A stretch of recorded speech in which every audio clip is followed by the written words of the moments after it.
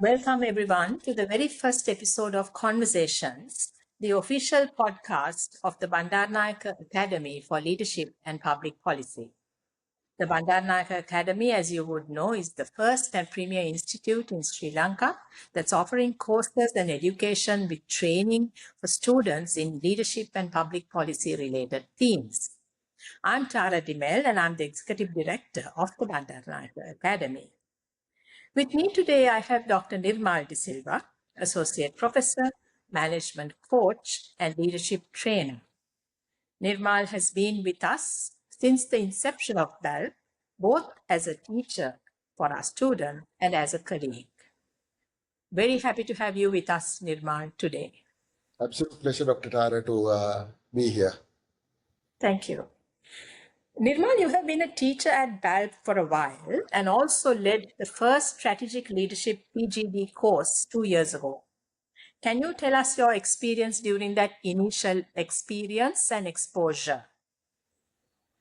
I think it starts off with the fact that when I was invited by the Bandaranaike Academy to look at setting up a curriculum for this particular program, I think the first and foremost thing that motivated and inspired me to take up the assignment was the flexibility given by the academy to create curricular content and a learning experience for students which are modern and future driven. In most academic institutions, typically it's based on either irrelevant content or older content, and there is a structured approach in which they take. But over here at the Bandaranaike Academy, the focus has always been the student and adding value to them. So the first and foremost part was the flexibility given to create content which will be future ready. The second thing is to get a very wider cohort of students who are not just after a particular qualification, but students who are after getting knowledge, improving their skill sets, and also enhancing value to Sri Lanka's social and economic narrative. It is also a program for policymakers and people who are interested in policy making. So I had the privilege of working with much more senior and well-respected academics in their respective PGD programs. And within that, I think we were able to enhance the value for ourselves as academics, to the institution to position ourselves as being Sri Lanka's premier institute for public policy and leadership, and more importantly for the students who enroll, believing in the institute and the academia. And it was a pleasing moment to see them graduating from the first PGD. Thank you.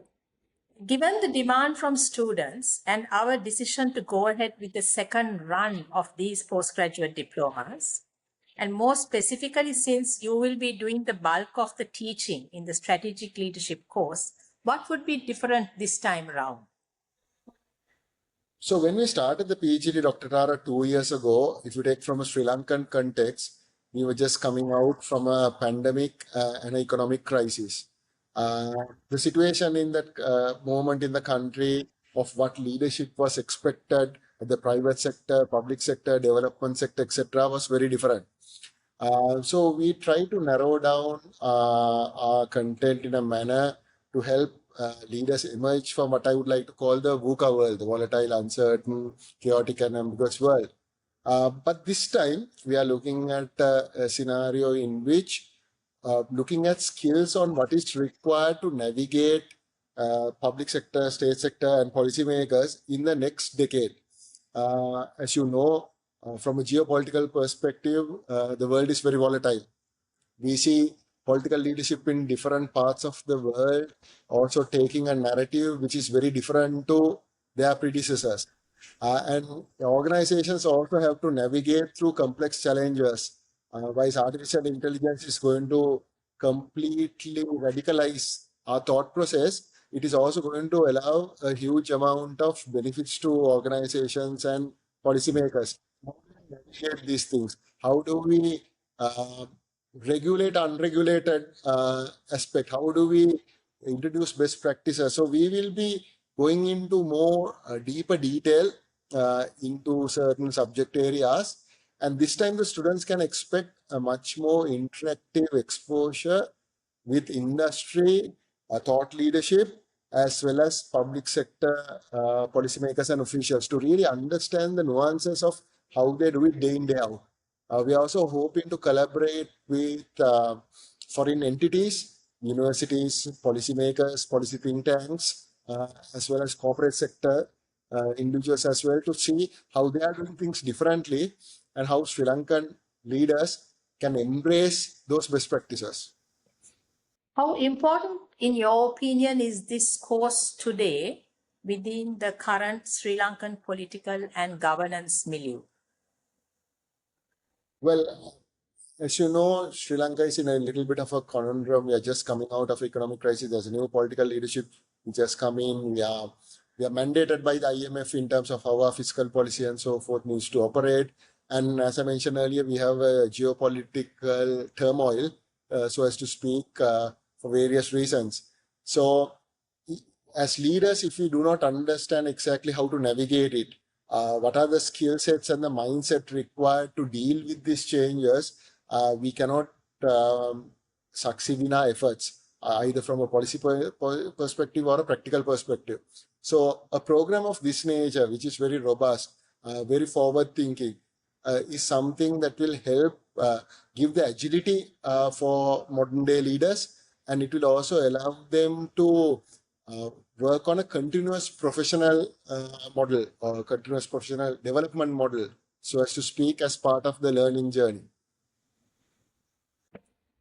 The other postgraduate diplomas that we are planning to launch, including yours, would include economic policy, education policy, cybersecurity and emerging technologies, and politics and governance. But all the students who attend all these postgraduate diplomas would mandatorily have to follow a common module on essential leadership skills, the bulk of the teaching that you would be doing once again. Do you like to offer any comments on this? So at a very granular level, Dr. Tara, leadership is a very common phenomena, right? For me, leadership is all about the practical aspects of how you lead as opposed to manage. So more often than not, we feel that leadership is something that you can purely only teach and develop. There is also a notion that leaders are born. In our entire course, we look at a deep dive into this. We feel that leadership is both a art and a science. So anybody in a leadership role, either current or emerging, will have to develop the skill sets to be a better leader. So it's all about how we can improve ourselves further. There is no one size fits all approach. And secondly, neither is there a globally accepted definition that this is a good leader. There are characteristics of good leaders. There are personalities of good leaders. There are inspiration coming from religious leaders like Lord Buddha and Jesus Christ. But those religious leaders and their teachings, to which level it is applicable today, it's very applicable. But how do you use that? How do you interpret that? How do you put it into day-to-day framework on things like empathy in leadership, emotional intelligence in leadership, in terms of having compassion in leadership, which are all essential elements required, especially when you are managing people. And irrespective of how technology is changing the world, technology still remains only a tool or a platform. We will still need to leverage the expertise, the human capabilities of people. And for that, we require leaders to think differently, act differently, and be up to date with what's required, not only to navigate the challenges, but also to embrace all opportunities. So, simplistically put, you can be a good manager, but not necessarily a good leader. Am I correct if I say that? You're spot on, Dr. Tara, and it has been exemplified many times, even at a very individual level from organization or department, but even at a country level, right? It's so much so that it's sad, but the brutal reality is that we might have politicians or people who call themselves leaders, but are they actual leaders? Can they really inspire their followers to think differently, act differently, and to reach the stars, so as to speak? So I think leadership is absolutely important. But nevertheless, I also need to mention that if everyone becomes a leader also, and if there is nobody to manage and execute, then there is a bit of a problem. So what we need is, even within from a management perspective, they need to display leadership capabilities to inspire people towards a common vision, a common purpose, so that there is alignment to those objectives that are created. Thank you very much, Nirmal, for joining us today. That was really enlightening to listen to you. Thank you to our audience for listening in at our inaugural podcast. Stay tuned for the next episode of Conversations, everybody, and stay well until then. Thank you.